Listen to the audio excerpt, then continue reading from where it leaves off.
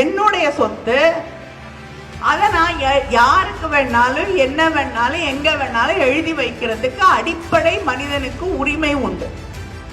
இதை கூட ஒரு அரசாங்கம் எப்படி கேள்வி கேட்க முடியும்?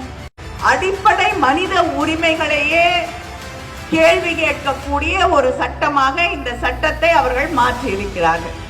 ஏதோ இஸ்லாமிய சகோதர சகோதரிகளுக்காக அவர்களுடைய உரிமைகளை பாதுகாப்பதற்காக நாம் நடத்தி கொண்டிருக்கக்கூடிய கூட்டம் இல்லை.